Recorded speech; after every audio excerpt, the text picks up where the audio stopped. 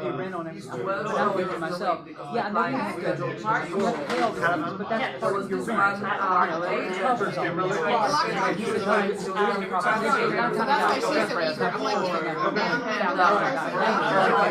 they're like, we should never let you move it in first place.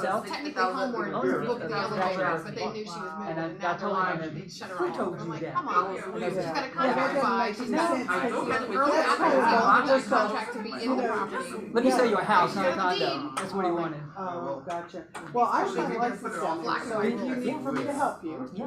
I'm happy Yeah, to. so Well, she's in he my said, place he as well. said, you know where you're staying? He said, I've got a friend that owns 9 units there. He keeps them rented 42 weeks a year.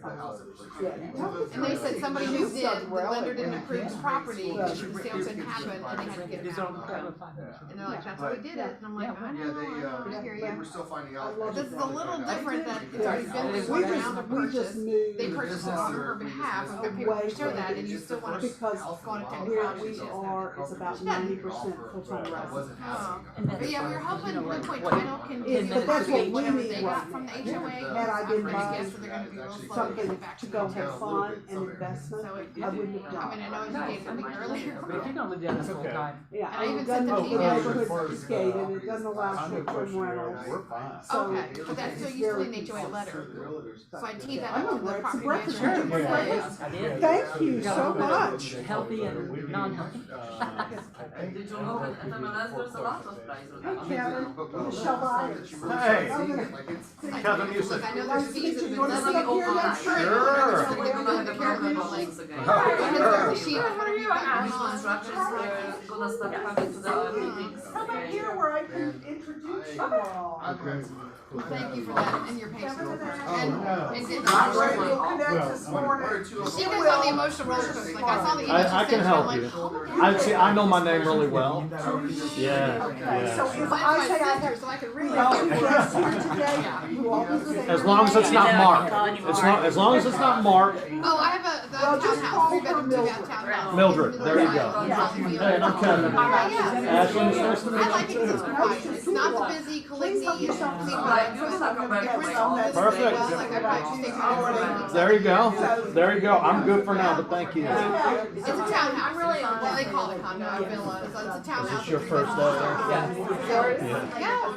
So did you Everybody just from pass Ohio, your Indiana, No, I haven't. Pennsylvania, is where I get all my folks from. But I've finished my course, I'm trying to get Just Which on the area. course is So that? I paid for the premium school and the higher results. Getting reviews really helps. I mean, I don't want to scare you, but the actual test, so what I did, I'm guessing you're taking your test. What I would highly suggest you do is Google PCI questions. Because I failed it. And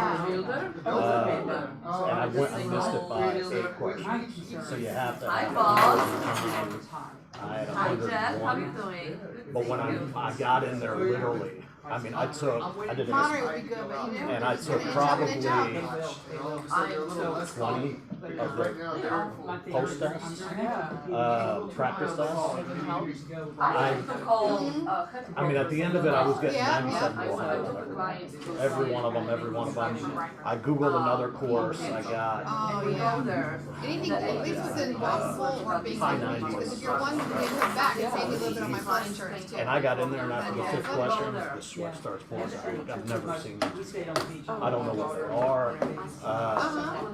And some of them is common sense. The best bet is read thoroughly, because it'll try to trip you up. A lot of them is just anytime it says contact an attorney, That was that's a right. deal breaker. And there's a lot. It's There's a all lot. Like So you could get it. it's always contact an attorney, contact an attorney. What they try to trip you up is like double negatives. So after I didn't do well on the first one, Google PCI or PSI test questions, and I ended up finding some. I just rolled it. It helped a little. The second time I took it though, after literally it was probably 10 questions, and I was nervous again. I said, so I would look at that. Yeah, absolutely. That helped me. That helped me absolutely. And once I went in, I bookmarked the questions I didn't know. I would recommend you do that. And I went back and they were maybe 10 that I didn't know. Did you find it took you the whole time? So far, so good. I took a little bit longer because I tried to call All right, you all, let's get Thank started. Somebody thank give me you. some good news. Introduce yourselves. Hi, I'm Ashlyn. Hello, Ashlyn. Yes. Welcome. I'm Kevin. Hello. Yeah, hello. Hey, Ashley. Hello. So tell us about you guys. Ashlyn, go first. Ladies Alright. first. Ladies, I like that. Joe, I like that. I'm 18 years old and interested in getting into real estate. I graduated from Walton High School. I'm gonna turn around. I graduated from Walton High School and I'm taking my test on the 15th, so I'm excited about that. Congrats, way to go. That's not what you do, though. I passed the test. There you go. I can pass it, you can pass it. All right. Alright, I'm a little bit older than Ashlyn, just a little bit, but I've been in the restaurant business for about 23 years. Right now, I'm a district manager for a large restaurant. I oversee 9 restaurants. And I'm really looking to get out of the restaurant business, so this has kind of been a passion of mine for a long time. I've always looked at houses on my way home. I go into neighborhoods and things like that, so finally my wife kind of pushed me and said, look, it's time. You know, it's time to get out of the restaurant business, do what you're passionate about. So I'm just kind of testing the waters now, seeing if hopefully there's money. Hopefully I can talk to you guys, and if there's money out there, I would certainly like to pursue a different career path, even though this is what I've known for the better part of my life. Which restaurant? O'Charlie's. Of course, O'Charlie's. We've been on O'Charlie's before. Yeah. We all have things. I can run my chicken was a little close up. Oh, just let me know. Let me know. And it's confidential that I'm here, so don't go to O'Charlie's and say, hey, the district manager is looking for a job. If you bring a bread basket, we'll forget a lot. Okay, there we go. There we go. Yeah, I oversee all the O'Charlie's in this area. Unfortunately, the one in Kennesaw went out of business, but Marietta, Ackworth, all the way to Birmingham is my territory. So Wow. I'm pretty busy. Yeah, we won't make you travel that far for real estate. That would be fantastic. Oh my God. Anybody has some good news they want to share? Anya, we're so glad to have you back with us. And we're looking forward to hearing more about Poland and what you did over there. So we'll talk more about that. Anybody else that they want to share that's good news? Oh. All right. Every week I'll share. All right, my house closed. So, yay, thanks to a very talented agent in this office who brought me a great offer. Thank you, Heather. And now I'm cleaning out. So if you all need staging things, please come by. There's things at very low prices. It's like buy one, get 4 free. So come by. So are you giving away your bourbon? My bourbon, no, it's already in Dublin Head. No, that's packed up. That's what it's packed up. Okay. I love it. Anybody else that they want to share before we move on? Yes, sir.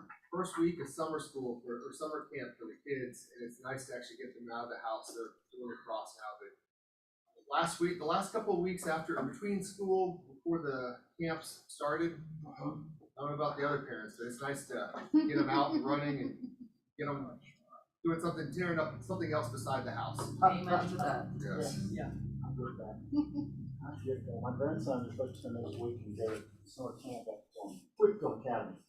And they do rock climbing on Monday, water rafting on Tuesday. Wednesday is, what do you call it, when you connect into the wire? Zip lining on Wednesday. Then they learn to cook on open grill on Thursday. And that's it, put all those skills together on Friday. They're really excited. Mom and Dad are more excited than they are. You have time, you have over the summer. Sure, they can stay all summer long. You could not do that, say that. It's all good. It's all good. If you don't have grandchildren yet, it's wonderful to spoil them. I do spoil them. Anybody online want to share anything in television land? Now, I want you to pay attention to this flyer up here, because this is a sort of a new idea. It's called an open house, a luncheon today, Tuesday, from 11:30 to 1:30. Please go by and support. What is it though? Pardon me? What is agent luncheon? I don't know. It's something new. I know, Where that something came new. from? Exactly right you do. You mean they feeding us? Patty, are you or Kevin online? You want to talk about it? 2019. Like, this is so old fashioned. Anyway, guys, please go by and do that. I'm glad to see more open houses. I'm glad that means the market is doing what we needed to do, and that is to slow down some, because we can't keep doing the type of activities and having 50 offers on one house, so guys. That's good news. All right, moving on. And who's up? Sorry. Carrie's I don't know if Carrie's gonna go first or. I'm sorry. Hey, everybody. Are you online? Thank you. Yeah, I'm in the car. I'm waiting on an office chair to be delivered. Carrie, we can't hear you. Oh no, it's Oh, now we can. You can. Okay, good. I was like, I promise I hit unmute. I'm waiting on an office chair to be delivered. That's why I'm sitting in my car. But anyways, I wanted to say hello, Quan. And we have another CE class coming up on the 22nd. And it's going to be Galleria office, building 200. I know some of you came to the last one. It's just 2 buildings over from our Galleria Thomas and Brown office. And it's going to be negotiate to win. So we're going to talk about different negotiating strategies. We talk about some special steps. We kind of cover a lot of different things. It's a really good class. 3 hours of CE, of course, and then it'll be followed by a happy hour at Cinco. So that's on the 22nd from 1 to 4, and then happy hour will be at 4:15, just right after that. So we look forward to seeing you guys there, and thank you so much. Thank you. And happy hour Cinco was good. That's really good food, Carrie. It is. I know it was good last time, so thank you. We will be, I'll show up for food, right? Exactly. That's great. Carrie, we appreciate everything that you guys do at Thomas and Brown, our favorite closing attorney. Your favorite. And just to remind everyone, our office locations, we have Woodstock, East Cobb, of course, Galleria, Alpharetta, Blue Ridge, and Buckhead. So we're all over town for you guys. Anyway, guys, we love being part of you, Carrie. Thanks so much. Thank you. Now, Good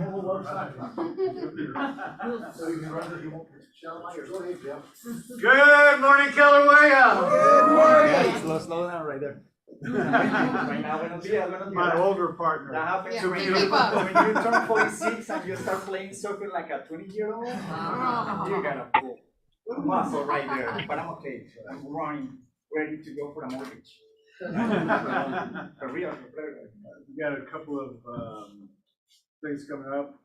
Caring for your neighbors, the personal professional best, June 23rd, 3 p.m. The Marcy Fair. Y'all know who Marcy Fair is? He's one of the operating partners in Keller Williams, Sugarloaf, that whole part. I think, the fairs have been in business with Keller Williams, I think, really from the beginning. But anyway, so it's great. She's got a great perspective on caring for your neighbor. Again, personalprofessionalbest.com/PPB, June 23rd, 3 p.m. Yeah, every month we have something related to professional and personal development. So that's called Personal and Professional Best. So it's supremebest.com, you can find it right there. Today, for those of you, the kids and the camps and all this kind of thing, right opportunity to go for a CE class, free CE class today from 1 to 4, market like a rock star. Some of you have attended this class before. It's awesome. It's free, so you can be there. Still, we're gonna send some information. In the chat, I'm gonna send the links and everything. But join us today from 1 to 4 as well. So we're 12. Free CE class. Ty Anderson, 4-time Grammy Award winner, teaches you how to market like a rock star. So you'll get a lot of benefit out of this. Today's focus, this afternoon's focus is full on social media. So, so every Monday we have news you can use. It's on Facebook Live, and we're doing a 6-part series with Doug Duncan, who is the chief economist at Fannie Mae. Fannie Mae has about, Fannie Mae and Freddie Mac together have about 70% of the mortgages in the United States. Fannie Mae is much bigger than Freddie Mac. So this guy is really in tune with the housing market. And he's been interviewed by Pat Flood, and I had asked him, so what's going on with housing demand? Like, how did it get so out of whack, and what's the future? So up until 2007, home builders were building 2.2 million homes a year. Right? By the end of 2008, that had slowed down to 400,000 homes a year. Right? And so if you think about it, if you were a construction worker, 80% of the jobs just went away. right? So you gotta go find something else to do, right? So now the 20% of the construction workers, 20% of all the companies that did building supplies, all of that, right, went away. It didn't really start back up until 2015, and even then, construction didn't start up until 2019. So, prices started going up in 2015, and at that point, that's when you would expect construction to ramp up, but it didn't ramp up until 2019 for a number of reasons. So we're basically 5.5 million homes behind at this point. And at the same time, the millennials were growing up, Yes. right? So there was a point where they want to do the same thing that they were doing as their parents, buy homes. But there wasn't enough supply for that. So it was growing, and then in 2020, yeah, it shut down for a quarter, right? Everything shut down for a quarter, and now it's ramping back up. Yeah, we're going to end up maybe at 1.7 million homes this year, but it's still not enough. Right. So the point with all this is not just the government right now, what's happening right now, it's coming from behind. It's a normal, movement from the economy. So we want to be informed, want to use that information because it's important. What happened today might happen in 2 years, 5 years, generations. So that's really a key factor of what's happening because of the rates went down on the pandemic. Everybody wanted to buy homes.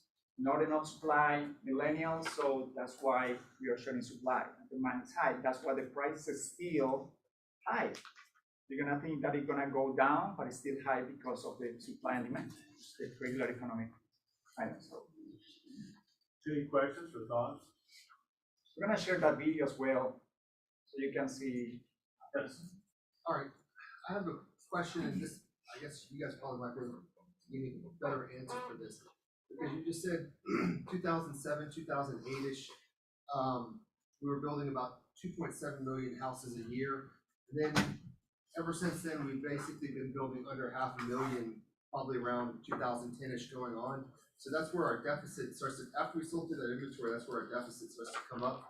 And that's where we got to our 5.5. But what is the healthy number we should be making a year? Like I've heard somebody say 1.5, I've heard some people say 1.8. How many million houses should we be making a year to get to a healthy market? Yeah, on average, over a 10-year period, about 1.1 million a year. 1.1. So 1.1, 1.2. Now, at the same time, we've got a deficit in housing, Right. construction, but we also have to build yourself out of that. we also had all these millennials getting older. Thank you. You might be Gen Z, yeah. Yeah. But anyway, so people in their mid-20s to 40-year-olds are buying houses, and so that. The key word right here is there are people who wants to purchase. So there's still business out there. Okay, so we need to find a home. Well, When are we starting to see the shift in inventory, not inventory, supplies needed to get to these construction sites so that they can do? That's a tough one. Joe, what did you ask for? Supplies. We want to build more homes, but there's no supplies for the builders to do it. So when are those supplies actually going to be? That's a tough one. The forecast is next year, but it's tough. How does it happen? We're building fewer homes than we need to be building now. So you can expect demand to continue. Interest rates rising, that's going to quell it some, right? Okay, instead of getting 50 offers on a home, you get 5. Yeah. That's a lot. If you're a resident agent, that's a lot easier, right? You're gonna have to go through 50 offers. So much easier. Yeah, so much. Yeah. So that's a good thing. Any other questions? Right. Thank you so much. Guys, so there's a lot of noise out there right now. I'll give you some advice. Okay, stop listening to it. Yeah. We're still gonna sell houses. Now, if you're an average agent, you're gonna struggle in this market. For average, you're gonna struggle. Because an average agent did well a couple years ago because it was a what kind of market? Incredible. But guys, now the good ones are gonna start rising more and more at the top. And the ones that are average are gonna complain, oh, the interest rates are too high, there's not enough supply, they're gonna complain, while the other ones are gonna go out and find a business. So guys, just realize that, so interest rates are where they are now, Jeff, about mid-5, okay, guys, does that cut some people out? It did. Unfortunately, it cut out more than one at the low end, which makes me very sad. You say, what's going on now, guys, is a correction in the market. It's gonna happen. Don't be surprised that you just start real estate unless you sit home and go, oh, woe is me. There's no business out there. Too many agents. So guys, you know, just realize 45-day supply is what I'm looking for. And right now it's down to 4 days, 8 days supply. So guys, don't, the sky is not falling yet, unless you are an average agent. And then you'll struggle. You're gonna struggle. So if you're good talent, you will do well. So guys, just do that. You don't worry about all the noise. A lot of noise. We sold houses at 14%. So yeah, sold houses at 7%. So you think you need 7% this year, Jeff? I don't. I would be surprised if, you know, I mean, if it's low credit, condo, low percent down, you know, maybe you're in the 6s, but I don't think it'll get above 60s. You know. Guys, you can get adjustable rates, you guys.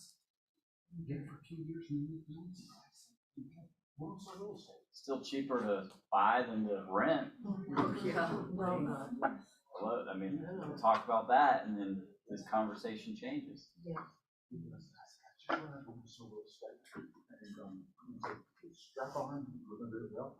I looked again yesterday, guess which office is still #1 most rented out your colors and blonde? One. How many houses did I sell last week? This year. Let's see some more referrals, Jim. I know. Come on, Jim. Same person. That person. Let's find out where he's getting the referral. Just realize that this is good, will stay good, interest rates are incredible, it's still very affordable, we'll have a house around Georgia. So that just stay focused on it, just stay focused on that, not all the noise on it. All right, oh, where are you, buddy? Hey, now, delicious breakfast, Chick-fil-A. Thank you. You're welcome. You know, I do presentations a lot, and I explain what we do. We do home inspections, and we do it well. We are ASHI certified, INTERNASHI certified, and we have a comprehensive list of what we do. We do sewer scope inspections, radon, mold, termite inspections. That's not really what I want to talk about today. I'm really focused on what's core to me, and I think what's core to me will reflect in what our business does. And what is core to me is quality, customer service, because we're both in the same business. I do inspections, you sell real estate, but we're both in the customer service business.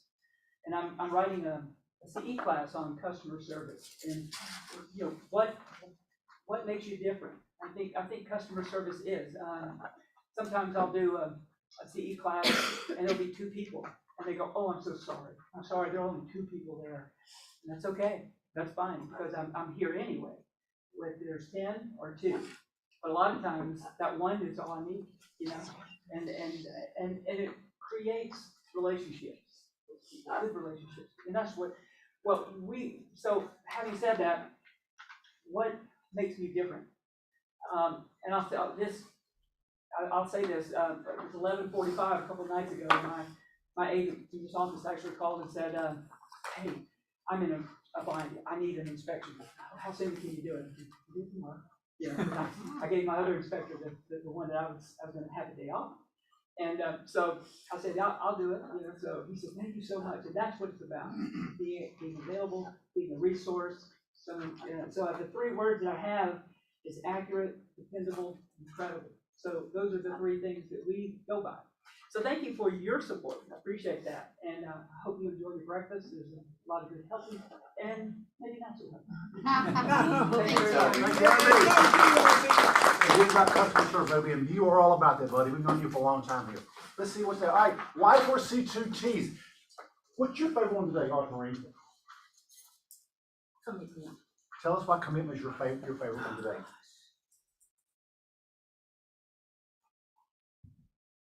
It means I've taken something to heart. it means that I'm gonna do it, whether it's raining, whether it's sun shining. It means that my word is my bond. You can count on me if I say I'm committed to doing something. And this is my pet peeve. When people sign a contract with you and then they break it because they don't, whatever. I lost a nail on my pinky. That really, really hits me the wrong way. So commitment is mine today. Yeah. I will thank you. I'm looking at this. Once you give your word, you need to honor your word to God. This is what we stand for right here, and we live this in this office. So guys, the Y4C2T is what we do. And speaking of that, Mo Anderson, so guys, the ones of you that are here that are not signed up yet, everybody's got stuff going on. I get that, okay, I get it, and I'm not looking at anybody. But if you can come to this, this lady is a real estate icon. She's the one that Gary Keller basically stepped down to hire her, and she took us from good to great. She is an amazing lady. I call her a good friend. And she's going to be talking about the 6 personal perspectives, things that you need to be focused on besides real estate, guys. And I promise you, you're going to hear, oh my God, I'm so glad I went to that. Oh my God, it was so fabulous. And what's the cost? Zero. Right. What happens if you miss it? You're going to miss something that you may never see again. Lady's 85, and so she can't do this much longer. Maybe she'll do it till she's 105 and outlive me. Who knows, guys? But anyway, she's amazing. And so, guys, if you can come tomorrow, June 8th, from 9:30 to 12:30 in the city of Sandy Springs, and where Bold happens, please come because it'll be worth the few hours in the morning. Real estate conversations, guys. Liz, explain to us. I'm gonna pick on you this morning. Why you decided to go to this? I'm sorry, say that again. Why did you decide to go to this? You're an experienced agent. Why did you go to this real estate conversation? Why and how has it helped you out? Because my business had slowed, shall we say. And I'm being kind to myself. It had slowed and I really needed to take action and make myself not be slow. And it's working. So we're back to basics. Thank you. Yeah, back to basics, definitely. I'm proud of It's not for new agents, it's for motivation and, script practice and all of that. Anyway, I'm proud of you for doing that because that means you're willing to do something. So guys, this is every Monday and Wednesday, 8:30. Arthurine is in there faithfully because she's committed to it, guys. So please show up because it will change the way you do your business. Group coaching. Lisa's on June 13th, 11, taught by Sherry Arispe. Guys, if you go out there and you decide you want to do a lease one day, good luck with that. There's so many things you have to do these days, guys. So guys, if you're going to do leases, don't think about the maybe $1,000 you get. Think about what if I mess it up, guys. So go, she understands it well. So do that, and it's on the 13th, which is next Monday. Lead me on with social media ads, taught by Carrie Qualters. Guys, if you don't have your social media working for you, you're missing a fair amount of business because social media is just one more way for you to get business. Now, it is a little bit, you can be passive, but also can be quite active, guys. So show up with Carrie Qualters. She does this well. Her team does this well. So show up with Carrie Qualters. All right, Divvy Homes Training. Tell us about this, Arthurine. Okay, so this is another way for you guys to get your buyers under contract quickly. Divvy Home, in short, Divvy is a service that we use when we have clients who are not, maybe have great credit, but no down payment, but on the cusp, can't buy a home. So Divvy will purchase the home for your clients. It's a cash offer to get to close quickly. And the client has an understanding that they are going to pay a little bit higher than whatever the mortgage is. And that little bit higher is a savings for their down payment because Divvy wants them to get ready within a year or 18 months to purchase that home back from them. So I've had a lot of questions about what is Divvy? And so we've asked them to come in and teach this class. This room should be packed, and we're on Zoom also, so you can have an understanding. It's another form of leverage for your buyers. So you're not competing with people who have, you know, FHA and they put in 90% down or whatever. It's a cash deal. Antoine, is that like a Home Partners of America? Is that the same idea? Yes, it's the same idea. It's guaranteed to get more people in homes quicker. Right, so if you have a buyer that you're struggling with, please introduce them to the Divvy program. So Divvy is your client, not the client. The client will go out with you and pick out the home and do the inspection and all of that, and Divvy approves everything. And you get your whatever percent commission is being offered at that time. So it's just another leverage for you guys.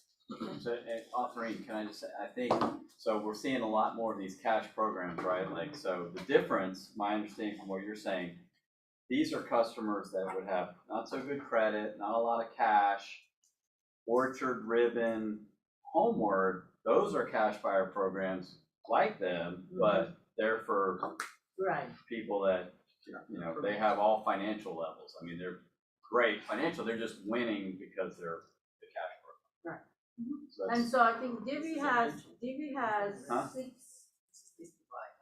Is it 6? Well, is it 600 or 550? So it's So Divvy is 550? Yeah. Okay, yeah. So that's a longer term rental. Orchard and Ribbon, those are also, their buyers renting for a minute until they get their lender approval after closing. Right, with Divvy. Sounds like Divvy's a longer program. Well, it could be, it could be. Well, it is a rent back temporarily until. Right. If they don't get approved. The idea is just to come find out. The idea is to come find out and get all the details. It's just one more way y'all to love. Y'all to sell real estate. I would judge about that. So please do this. Guys, it's amazing. We continue to have meetings. A lot of offices right now are done for the summer. We continue to do training. A lot of training is happening in some of those offices. So there may be a reason why we're doing what. So in our real estate. And it is on Zoom, you guys. It's also on Zoom, It's exactly right. on Zoom, it's not in person. Oh, it's on Zoom. It's Right. on I did not Zoom know that. because we want you guys to watch it while the kids are at home too and get educated. If you're not using Command to run your business, guys, shame on you, because it's a free program for you.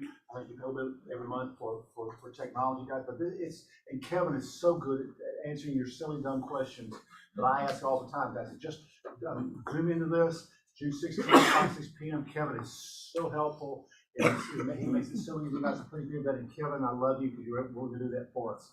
So thanks for your commitment to us. That's a good word today, isn't it? All right, we have a video here. Yes. I like surprises.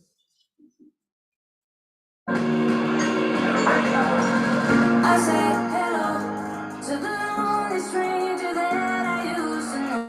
That's me no more. 'Cause today I made a promise to myself. I'll never be running alone. I'm turning my fears into goals. I burn 'cause I'm a fire starter. I got no limits. You sure you want to talk about I this? do. I just wanted to remind you all that we are doing scholarships for real estate school. It will allow you to build your downline, send friends, family, colleagues, neighbors, anybody that you want. And we take them through 2 programs. We first put them in KW Prep, which tells you about real estate, really, really good program. It gets people excited. And then when they complete that, they can go into K-Score, which is put on by Kaplan. So it is complimentary. We don't say free. That's what we're told not to say. It is a scholarship. And so it is just a way for you to build the downline. I will stay in touch with you and let you know how your referrals are doing. And we're having really good success. It's a little long term because they have to take the class, but I follow through and check on them and I can see where they're at. So please remember that. And lessons learned. Lessons learned. Okay. I want your attention. This is a brain thinking morning, okay? How many of you, what's that? I know, what's that? How many of you do VA? Okay, all right, great. Now, Reed, you do VA loans. No VA fees. Best loan there is. Okay, all right. Okay, all right. Well, when we start working with a buyer, Now, I'm not talking about sellers at this point, you know, if they've got a VA loan, forget that, just buyers. What do we have them sign, before we go out and start showing them property? A buyer broker agreement. What in the buyer broker agreement shows what we're going to get paid? Is there a part that says something about commission? It does. And so, some people say that if the seller isn't paying all of the commission, that they will make up the difference, correct? Yes. Okay, all right, so what's unique, and I'm gonna let the lenders, possibly answer this if you all can. What's unique about VA and commissions? Oh, I know that one. Okay, all right, please share it. Both of us, they can't make up the difference. They can't. Period. Okay. They cannot. So far, you all are doing amazing. I'm proud of you. Now, let's just say we know the veteran cannot pay that commission. Are there any other fees that they can't pay? They can't pay for the termite letter either. Okay, all right. Yes, there's a whole list. There's a whole list. So if you're working, I'm going to segue just a second. If you're working with VA or you happen to be, please get with Reed or Jeff or Camille to find out what they can't pay so that it's structured properly. All right, so now, forward again. What happens if you show a veteran a FSBO for sale by owner? For those. We need authorization to show unlisted property, correct? Yes. Does that address commissions in there? Yes. And what if the seller says, I am paying absolutely no commissions? End of discussion, period. Sorry, not showing your house. Okay. But if you did not know that the veteran couldn't pay the commissions, could you fall trap in showing the house? Yes. And could they love that house? Yes. And could you write a contract on that house? Yes. Okay, all right, so here's what happened last week. That is exactly what happened. They're working with a veteran. They have an exclusive buyer broker agreement. So they've done everything right so far, but the seller says, no, I'm not paying any commissions, end of discussion, period. So now what do? Do you just do it for free? You could, you could, but how can you solve that? Upfront, knowing upfront whether or not the FSBO is gonna pay Well, my yes. broker a commission. Yeah, you need to have that The broker's discussion. fee. But here's where I'm going with this. This agent did not know that VA wouldn't let her client pay the commission. So they were always gonna roll it into the sales price, but did not put that into the sales price initially. Did not discuss that with the seller initially. So let's just take a number. The house, he said, I want 700, and it appraised at 701. Could they then have upped the sales price to roll in the commission? No, because there's only $1,000 there. Should they have then said, okay, Mr. Seller, to make this work, it needs to appraise, and I'm just throwing out a number. Let's sell it for 720, 20,000 commission. I'm just making this up. And that way you net what you want, correct? Right. Are we following? Mhm. Okay. But that did not happen. So it appraised at 701. So now their earnest money, they're like, we can't do this. We were always going to roll it in. Well, it just didn't happen up front. So the problem is that it appraised for what they said it was. So could the seller or the buyer get their earnest money back at that point? No. No. So please, my point is know what you are selling. Know who you are working with. Know the limitations, because that buyer was going to lose $7,000 in earnest money because it wasn't structured properly. And it did appraise. So if it hadn't appraised, if you did it for 720 and it didn't appraise for 720, could the buyer have gotten their earnest money back? Yes, exactly.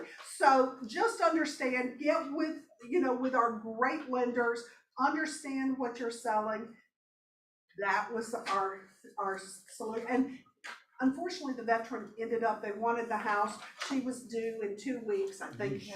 So where were they gonna go? And they paid out of pocket. Hey, what out of pocket? The commission. They raised the sales price and they had an appraisal gap then at that point. So they basically paid out of pocket in a different way. That was the only way to fix it. What would be, what would be the proper way to secure commission if FSBO says no and VA says no? You know, you tell your seller, what is it you want to net? And we'll offer that to pay that commission. What do you want to net? Because clearly they're doing for sale by owner because they don't want to pay a commission. So you're writing your commission over the purchase price. Well, so you're financing your commission? Well, that's basically what they're doing. But when the appraiser goes out, their view is that it's at 720. Right. So it's either they're going to work to appraise it at that, or if it really isn't that, then it doesn't come in and they don't have to go forward. That's their choice at that point. Does that make sense? So if it doesn't appraise, they either pay the cash difference, which these people did. Right. Or because it's like an appraisal gap and they can do that. They're allowed to do that. They're just or not they allowed have to pay their your commission. contingency where they can just terminate if things don't Correct. find Correct. Yeah, that's cool. That's Yeah, good yeah, information. exactly. And how often will that happen? But let me just say, in this market, you've got sellers that say, I'm paying well, they'll pay commission if they're in an FMLS, but they're paying no closing costs, they're not doing anything. So if they're paying no closing costs and your buyer does not have that, you still need to put it in the sales price and net that seller out, because there is no program that you can just roll in closing costs. Am I correct, gentlemen, in the room? No. Yeah. Okay, and, well, I'm talking to the men lenders. Well, No. Danielle. Oh, Danielle, pardon me, I'm so, and she's the best one, yeah. All right. That is a true statement. Okay, she's the best then. Okay, so, pardon me, I was on that side of the fence at one time, how dare me forget myself. So, anyway, if you have questions on that, get with your lenders, because they need to know up front. They have no idea what path you're going down, okay? Any questions on that? Great, thank you. Jim, Patty's online and wants to say something about her caravan. Yeah, sure, Patty.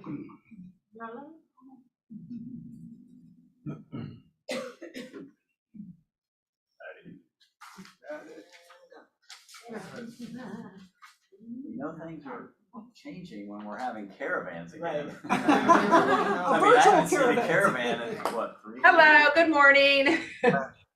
I am having a caravan today. I know. What is that? So for people who are new to the business, like in the past 2 years, it is when you invite all the agents over to give you their valuable opinions on your pricing, on the condition of the home, and also to keep it in mind for your buyers. So I am having a delicious luncheon today at 1812 Danforth Drive. It's less than 10 minutes from the office, and it is a gorgeous home. Side entrance garage with 3 sides brick, and just really, really beautiful. Hardwoods on the main, big foyer. And to top it off, you get to come and have the famous Jackson pasta. We've been making this forever. It's kind of a no-brainer pasta because it has all the best ingredients, which is, I can't tip it because it'll spill, but it has fresh basil from our garden, tomatoes, garlic, and little red pepper flakes, pasta. It's really yummy, and I roasted a turkey last night to have with it, to go into it. So I hope you guys can all come. It's 11:30 to 1:30, so it gives you a little time after the meeting to make your calls, return calls and such. And I hope to see you there. We would love to have you. Thanks, Patty. Thank you. Oh, it's like Stanley Tucci finding Hill. She may do a cooking real estate show. I like Yeah. that. Yes, ma'am. Can I add something in that was not on the schedule? Oh. Yeah. When we were talking about the Y4C2Ts, offering PIC commitment, and I wanted to touch on another one, which was e-equity. And we have our flags on the wall. We will be doing a flag across the room representing our international community within this office. So we have 7 of them up right now. We're taking in everyone who wants to participate and have their flag represented. We're gonna be posting, so look out for more information and surveys to be able to represent our international community within this office. Oh, very good. Very cool. We do speak multiple languages, Yes. so. And Anya speaks, she's from Alabama, so. Yes, I speak Alabama. I'm not sure what flag would that be though. So many of us think, I'm gonna make a difference in the world. I want to do something that's just what everybody else says. I want to do this. But very few of us, including me, are brave enough to go into a country where there's a war going on. We go in the country and we're going to rescue people that, I mean, can you imagine waking up this morning and you being told to leave your house? Leave everything there. Just leave your house. Do everything that you've worked hard for, your furniture, everything, your pictures, everything, you gotta get out of the country. To go to a country where you won't know anybody and you can't do anything. Can you imagine like that? And guys, I cannot. And that one of our own decided to put her money where her mouth was, but all of her actions were not with that. So I'm gonna leave it right there and let you two talk about how that happened. So come on up, Anya.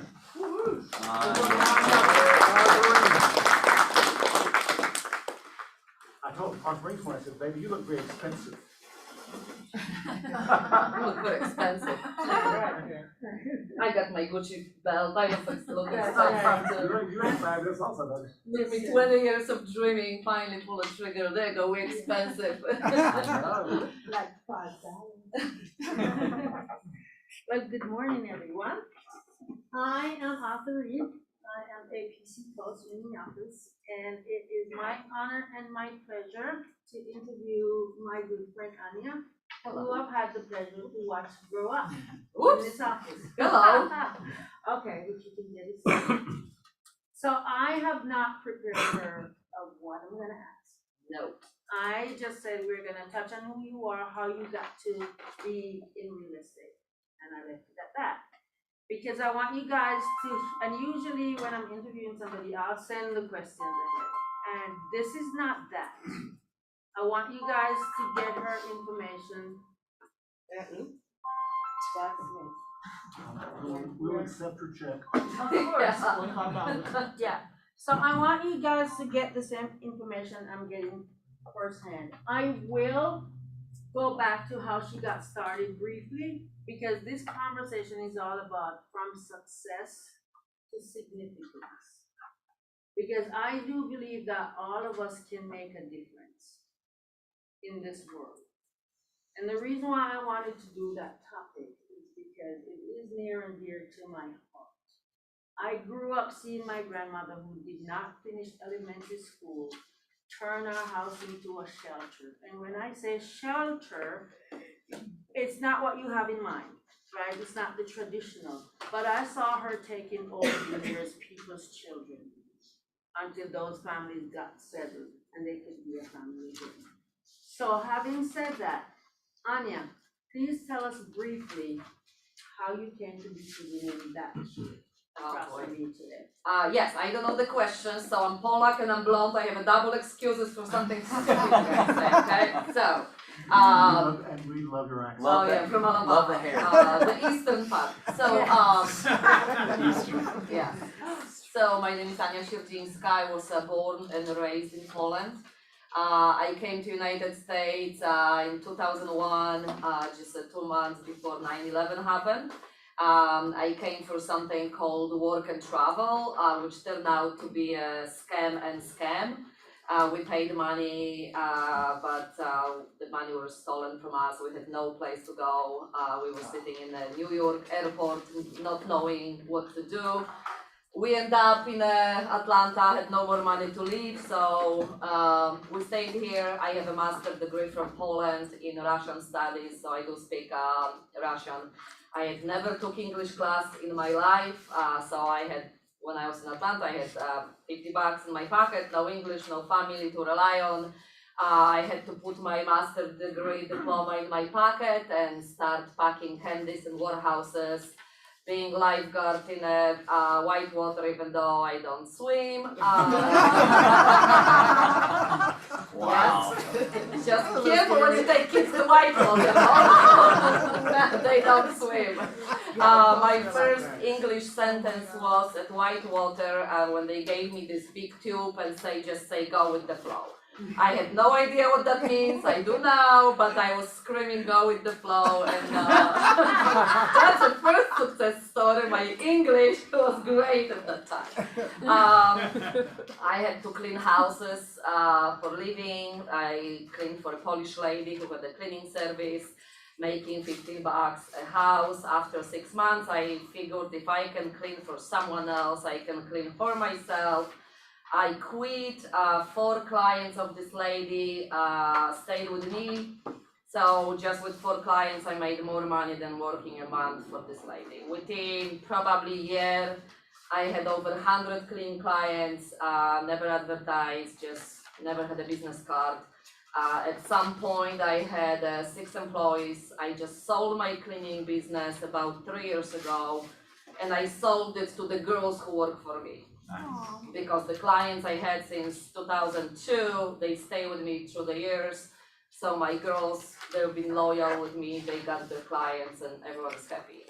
In about 2013, 2006, I built my first house, the agent was terrible. 2013, we're looking for another house. The one agent showed me 3 houses, I sent it to him and he told me I have to make an offer. I say, I don't like any of the houses. He told me I'm not your showing boy, so I told him I want a showing boy, so I fired him. Then I had another agent who just was terrible, I fired him as well. And I decided to do a license. My husband pushed me. I was scared because I don't speak English. I was still barely, I was communicating. I learned English just by listening to TV and radio. Never took English class in school. I had 0 school in the United States. So I did my license. I came here very quick, interview brokers. All brokers or people in the offices I was going to were looking at me with their noses up, what I was doing here. They did not treat me or take me seriously because what you doing for a living? I'm cleaning toilets. Okay, great. Well, except this man. I remember coming to an office and Renee was still working up front, and if you did not meet Renee, that's too bad because her laugh will stay with you to the rest of your life. And I said something and she just laughed. And then I met Patty Jackson. I remember she was leaving the office. She was just so absolutely very, welcoming. And then I talked to Jim, and he stuck with me through the real estate course. I did not believe I can do that. He did. And that was obvious when I passed my real estate exam that I'm gonna join this office because of this guy. So there I am. It's been 9 years since that happened. So that's a quick story. Okay, so, and I do want you to touch on when you, just briefly, and this is where No briefly with Tanya, Yes, this is where I am gonna say. Keller Williams, Catherine and Jim, we're gonna put a little disclaimer in here because we know Anya. Anya is fun, but we are not gonna certify whatever comes out of her mouth. You're gonna get whatever you get today, okay? Can we do that? Okay, all right. So you came and you started and you attempted to do cold calls. And so tell us how that went. Oh my gosh, that was a fiasco. Do you speak English? Is there anyone next to you speaking English? When I'm calling, it was disaster. I felt so low. I felt so depressed. It was just really causing lots of tears, and I did not believe in myself. I was ashamed of where I'm from. I was ashamed of the language I spoke. It was really, really stressful. And then you had to find a way. And then I had to find a way. So what I started doing was I started farming. I lived in a subdivision. I started farming my own subdivision. And I figured out that I'm good with people face to face, right? It's much easier. People understand me better when they look in my face, and I had to slow down sometimes, so please tell me to slow down. So I love gifts. So I started doing little tokens of appreciation. We call them pop buys, and I still do them. And I noticed that it's been received very, very well.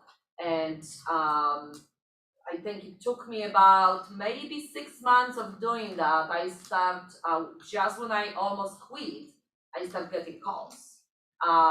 So from that, but my first transaction, guys, this is what I'm gonna tell you as well.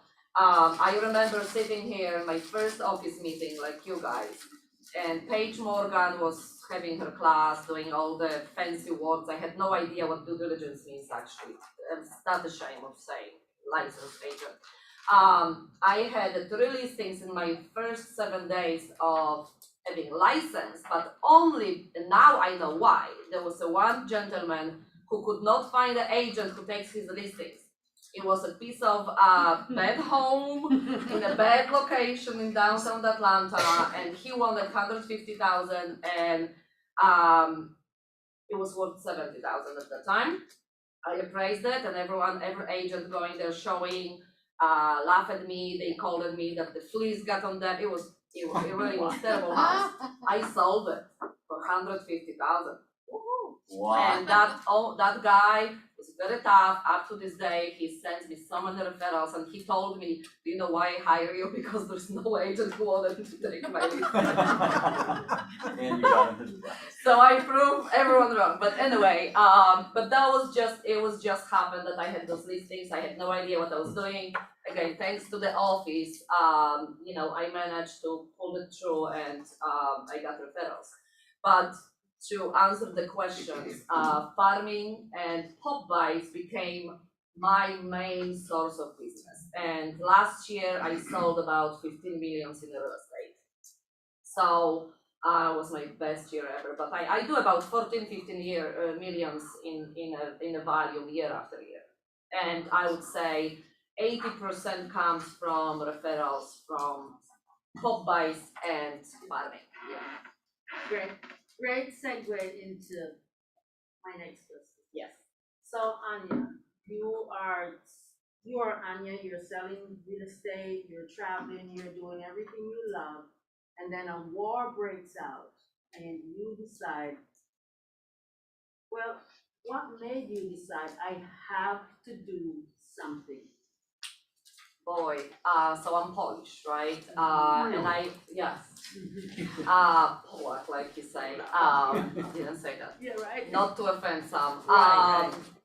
I speak also Russian, right? I mean, I didn't speak Russian since I came to United States so many years, but I still understand. So when and most of my college professors and college friends from Poland, they're Ukrainian. They live in Kiev or all over Ukraine because that's the kind of degree I had, right? So when the war began, some people were telling me what really happened in Ukraine. Some left already. And then I started hearing from my Polish friends what has been happening in Poland. At some point at the beginning of the war, there was about 150,000 Ukrainians crossing Polish-Ukrainian border every single day. At this time, we had close to 3 million Ukrainian refugees, okay? In Poland, which is the size of California maybe, so you can imagine. So the stories I started hearing and reading, not from media here, because what you hear in media or you heard before, it's nothing compared to what I heard. And I was supporting financially, and one day when good friends of mine made a post and they begged people to come and help because volunteers were exhausted. Everyone put their life on hold, and every Polish person, and Magda probably can say too, there's not a one Polish person not involved in helping. Some are in a small scale, some are in a large, and it happened that good friends of mine all over Poland they were involved in a large scales, and they were begging for hands on the ground. And when I read that message, that cry, and from someone I know very, very well, I came in tears upstairs to my husband, and I said to him, I'm flying to Poland. And he looked at me and he goes, I'm flying with you. 5 minutes later, we have tickets in the hand, and that was the first time we flew, and that was beginning of March. And so was this the time when you took the groceries? Yeah. All right, so you fly to Poland and? So my husband and I, we flew to Poland. We knew that, I already knew kind of where we're gonna be, although it was very, still moving parts. We have good friends in Katowice, which is south of Poland. And they, the guy sells real estate. That's very also interesting part. And he has a few rental properties, and he stopped renting them for money. He converted all of his rental properties as a refugee centers, right? So he started taking a lot of refugees into the rental homes he owned.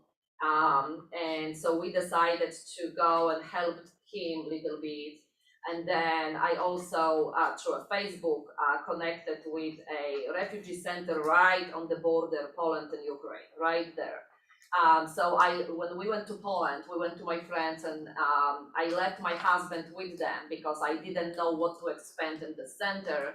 And my husband was helping my friends with the refugees there, but also with donations they still doing truck donations from their little town to Ukraine. So my husband was helping them. And then I went to the center at the border, really not knowing much what to expect. I thought I'm a tough. I was gonna ask you that. So when you were here, you had kind of a vision in mind. Was it what your vision was when you were here versus what you saw? No, nothing can prepare you. No, people ask me, what did you do? I mean, it's without seeing that, without feeling it, it's something you cannot describe. Media, right now, media stopped, right? The war didn't, media stopped. But at the beginning, media was showing coverage. It cannot prepare you. I thought I am prepared.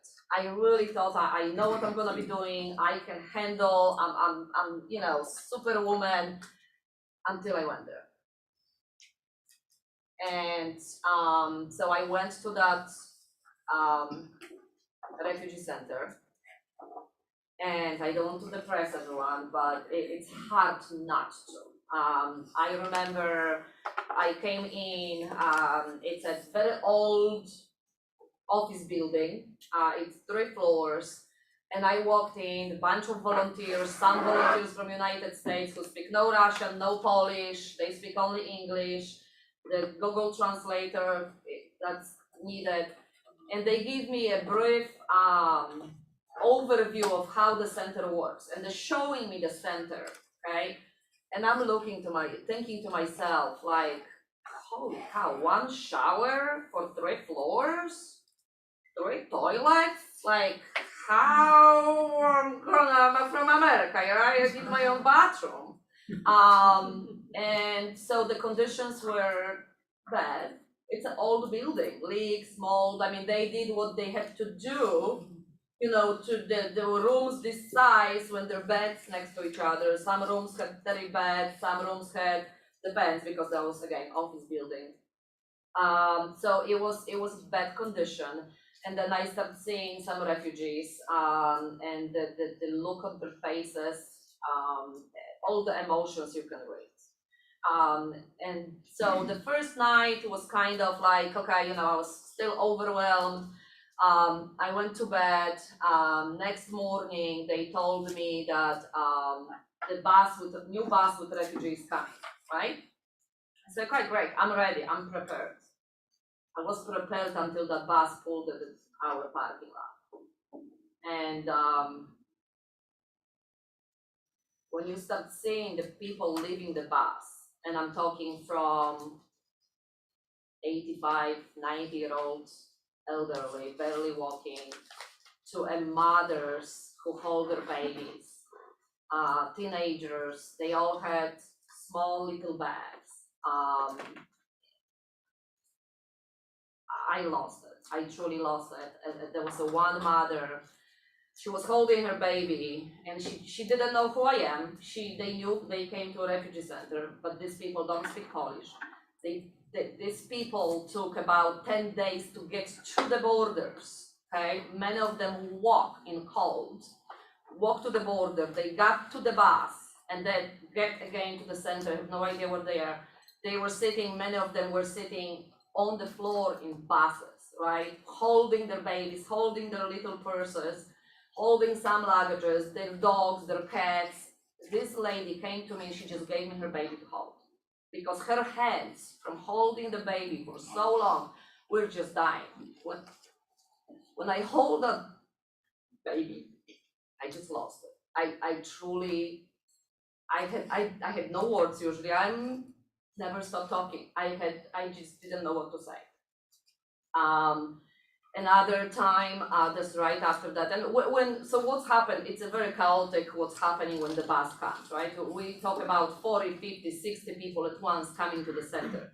We had to take them inside, and we have to show them, okay, this is the rooms, this is where you're gonna sleep, there's a doctor, there is we have a huge donation center with the clothing and food, and so we take them, and because most of them, they come what they were in themselves, right? They had nothing. So we have to help them because they asking, is that free? Yes, that's free. Some were very ashamed. So we have to help them, and then we're showing them the kitchen, making them, warm food. Many of them just asking for hot coffee. They didn't eat forever. So it's very, very chaotic. And you see, the emotions on their face, the fear, the unknown, because they still have no idea where they are. And then you start hearing the stories when they're telling you what happened. The story of, we've been on a bus, and we were going through the green corridor, and the bus in front of us was stopped by Russians, and every single person was taken out of the bus and shot, while the bus behind was watching. So, Anya, Like a Holocaust. how has this changed, Anya? It changed me forever. I feel like I live a fake life here. If that makes sense. I feel like Twilight life. I live on autopilot. My heart and my mind is not here. My body is. My smile, my talk is here. But that's a fake life. It's hard to explain, but to tell you, every single volunteer I met from United States and every single volunteer I met from other countries has been in Poland already 3 times, back to volunteering. They all saying the same.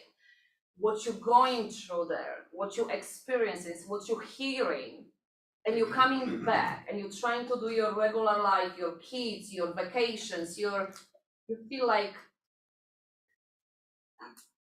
why? Why are we doing that if we only can do that if there's a meaning for it? So my life and everything I try to do now has more meaning. It's more meaningful. And that's why, it's because, you know what, I do want to make more money and I will work hard, not for me, I don't need that. So I can do what I did helping others. So would you say your definition of success before the war has changed? 100%. Okay. But don't be humble. You did a lot before this war came. You always have. She always has, right? And so what's your definition of significance?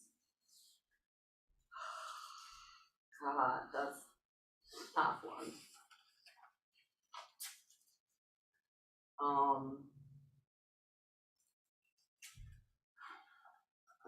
don't know, live your life I can't say for others too, but I almost want to say, I want to live my life to help others, to make a difference for, I don't know, I'm selfish too a little bit, don't get me wrong, I love nice stuff, but, I think, I want to make a difference,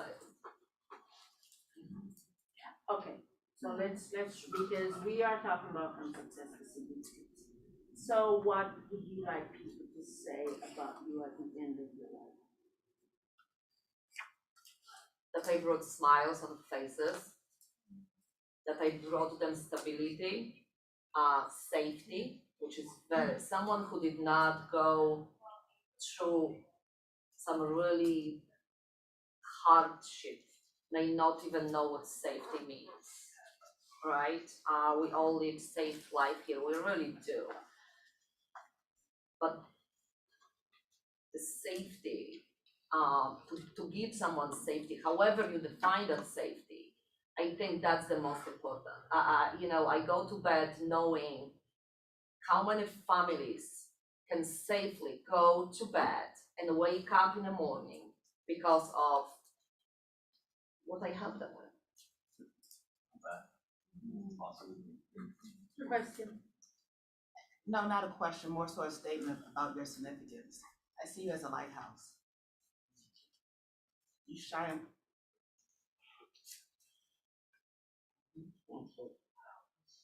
It's your legacy, Anya. This legacy is all what you're saying. You're amazing. Thank you, but you know, I don't want this to be about me now, but it's not, it's about what you do and how you use your voice, your money, your influence, even before this with Neosha. Which, can I say something very quick about Neosha?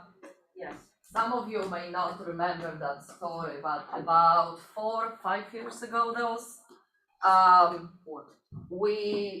met a family in a bad part of Atlanta, in Forest Cove, you hear from news. And we met the 2 kids, we find the family, and Angela helped me the first time we went there. We took that family, they ended up being homeless mother with 4 kids. And through Keller Williams, I was also able to take that mother. She was drug abuse, alcoholic, kids in rape and shooting, terrible things. So I signed a lease for them on my own name for 2 years. I paid the rent for them. I put the mom and the kids into mental psychology classes, and I told the mom that she needs to have classes, that we need to pull her out. This is what she just sent it to me, okay? She just sent it to me picture of her graduating college. Okay? And this is what she sent me. And I have not been in touch with them for a while because, you know, they went to the apartment on their own, and I figured once a while I check, but I was not in touch with her too much. She sent me a picture of in her graduation cup, which is sweet. And she sent me a message saying, "Hello, love, praying all is well. I just wanted to send you a picture as I'm preparing for my graduation. I want to let you know how much I am thankful for your presence and blessing of you finding me and helping me steer the right path. It took a village, and I love you and appreciate you for being there when I needed you." And that is the significance you're talking about. Because I feel through, again, KW, our office helped me with donations. So we saved the life right here at home. And mother and 4 kids' life were changed because of us. Awesome. So Anya, how much this comes out the wrong way to come out, because you know how appreciative of what you did, you know that life. But you don't have to go to Poland to make a difference, do you? I go plenty too. No, for the ones in this room though, you don't have to go to Poland to make a difference. No, you don't. You really don't. And to be, honest, I'm flying tomorrow again for the 3rd time since March. I'm going to see Mo first, and I push my tickets to later so I can see her. And then I'm flying. I'm taking my girls. We're gonna travel, have fun, but I'm gonna take my girls to this refugee center as well. You don't have to be there, right? Your donations, guys, if you still want to support me, please do. And I tell you what's really right now, I raised about $46,000 since March.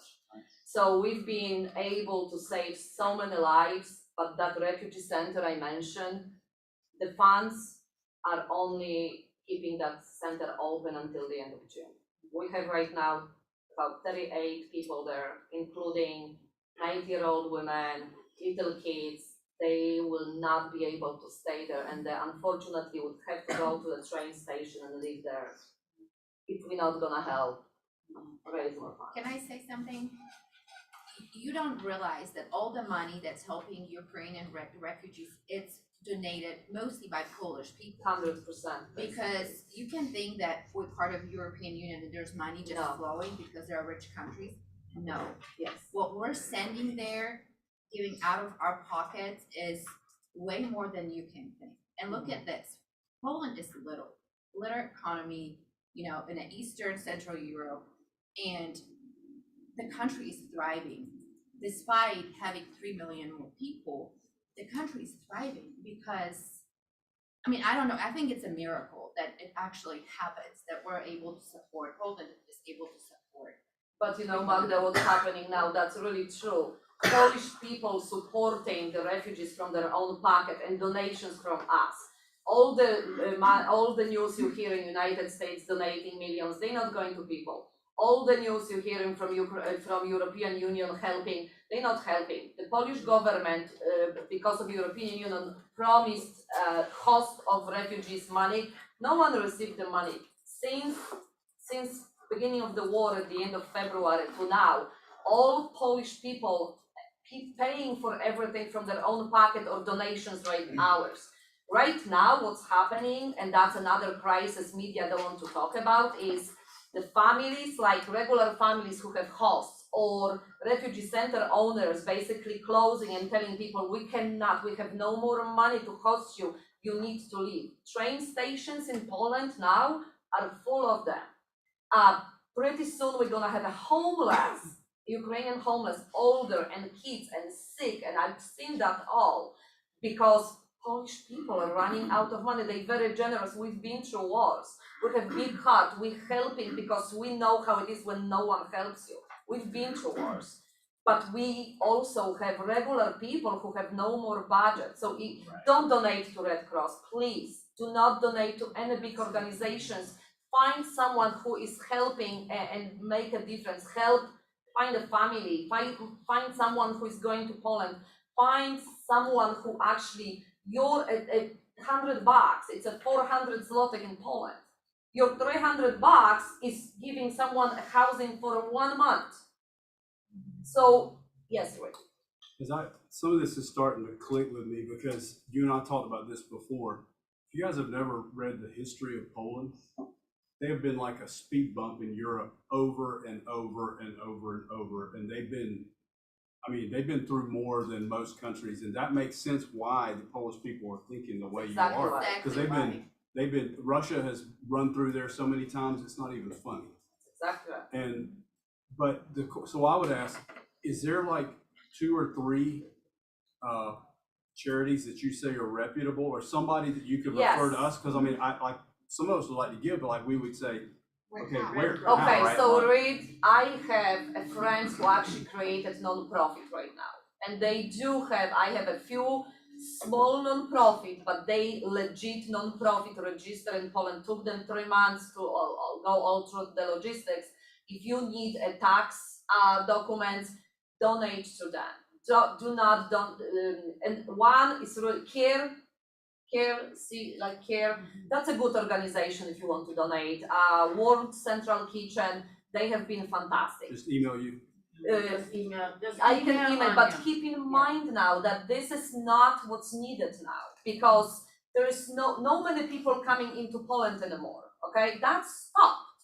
But the people who are in Poland and have no places to go, that's the need, right? If you're gonna donate to World Central Kitchen, they will use the money somewhere else in the world, which is still needed, but they closing because the centers are closing. The big refugee centers are closing because there's no people coming, and they cannot keep them open. They have no budget. So the big organizations, like you mentioning, they use their money somewhere else.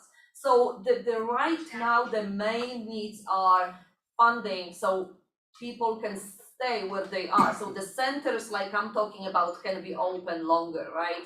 So some mama and papa can keep their family for maybe month or 2 or 3 months longer until hopefully Polish government is gonna release some help, or European Union, or the damn war is gonna be over.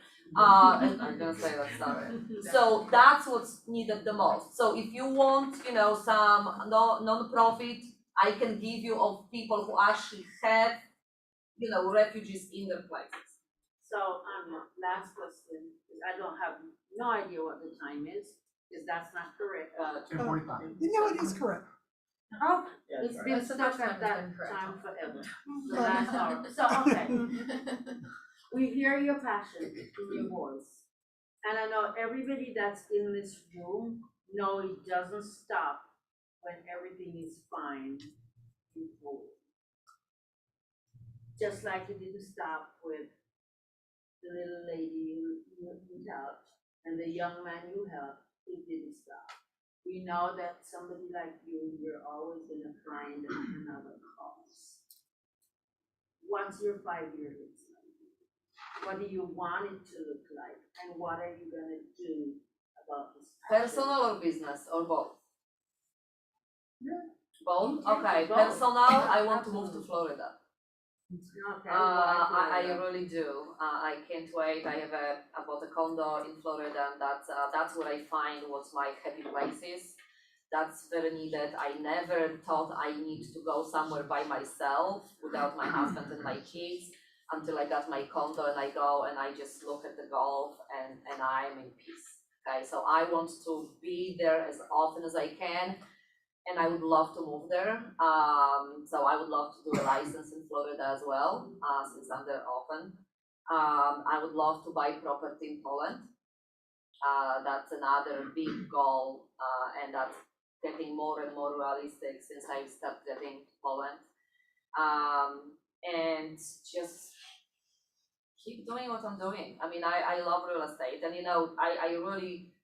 I've been traveling a lot. This year it's a year of travel for me. Then the trip to Poland, and then I'm going to mega camp in Austin. So who knows what else. So my business is a little slower. Although the moment I came back from Poland the second time, I sent a quick note to my clients. I got 6 listings, and they almost all got under contract before I fly tomorrow. So it's almost like, you worry, oh, if you're gonna travel, you're gonna lose the business. No, find your passion, do your thing, the business will come. I mean, I'm almost like, thank you, whoever is doing that, thank you, because it just happened. I've been in States only 4 weeks. From the moment I came to tomorrow I'm leaving, I got listings, only 2 are not under contract, but at least they, so my business may be slower, but I know when I come back and the traveling will be over, I will pick up because I know my routine. I'm very consistent with it, and even if it's gonna be not a 15 millions, I'm okay. I know I'm gonna be okay. And you have leverage too, right? I mean, so you have not much. Not anymore. If you know assistant who are looking for a job, send them please to me. I lost my leverage. Well, and you also helped open the office, the KW office in Poland. I a couple years did. ago, right? I know it didn't end up too well. But yeah. I mean, just to highlight again some of the amazing things that you've done. It was great. It was great. Again, if you ever getting involved in offices somewhere in different country, make sure you vet the people you are trusting. Okay, so I see you modeling for your children, which leads me to succession. What do you hope that your girls will take from this experience? I really hope that they're gonna appreciate what they have here. My kids are spoiled, even though they grew up here, and they grew up here. They see me, my struggles. They spoiled, and it hurts me sometimes to see how little considerations for others they have. Even seeing me, and I work so hard on it, and we talk, and I bring them with me. it's still hard, although I have to tell you, I don't wanna brag on my kids, but my 11-year-old right now, we moved her to North Cap Christian School. And before the first time we went, she went to school and she told her teacher that her mom and dad are going to help with Ukrainian. And she brought home about 150 handwritten cards from kids in a school for us to take. We've been in the news, we had a news interview with that. Now, my older daughter, who is in Hillgrove High School, who hates asking for help. She's not the person helping jumping. She went to her beta club teacher and she say, my mom went to Poland twice, she's going again. I want to organize the drive for supplies for Ukrainian. The school, my garage is full. So she came out of her shell to do the drive, and that brought tears to my eyes. And she told me yesterday that her college SAT she wants to do on UMAM. She told me that last night. And that's hoping she's getting to the age when she's gonna get there, because that's what I do not want them to think about themselves all the time. Of course we do need to think about ourselves, but I want them to be very considerate of other people. So we've gone through your background, your now, your happy place, we've gone through legacy, we've gone through succession. Is there something that I should ask you that I have not? Well, I only have a question. So, Anya. Well, you and I do want you to answer that. You can't speak to the language here. You can't speak it. You go out and try to do what we ask you to do, and guess what? They laugh at you, make you feel it's big. Okay? So what do you say to people that get in this business, they don't make it? Why don't they make it in this business? What was different about you? Excuses. I mean, you are hiding. Someone posted on the Rose Group yesterday, I'm a new agent and what advice can you give it to me? And I reply, stop hiding behind your excuses, whatever that is. For me, it was excuse of, I don't speak English. I don't want to call, I don't want to do anything, I don't speak English. It's excuse. It took me a while, but finally it took me, I understood that if I cannot change it, I might as well embrace it. I had some promo movies when I actually say how many Polacks it takes to sell your house. What? I mean, and very often when I meet a client the first time, I say, I would love to work with you. You are in for some treat. I may, my emails will be full of misspelled because I never took English in school. I spell terribly, and many people on Facebook correcting me and whatever. So stop hiding. Stop looking for excuses. Just be consistent. Wake up, dress up, show up, and never give up. That's right. Simple.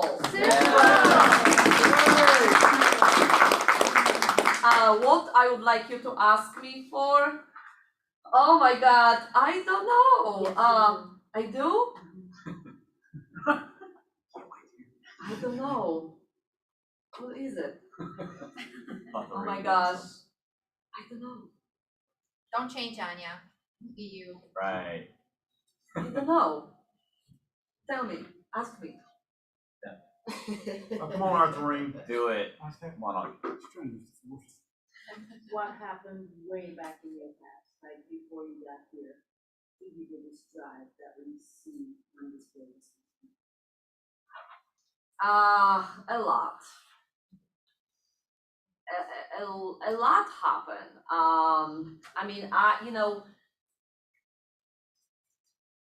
My life wasn't easy, right? I grew up in a communist country. My father passed away young.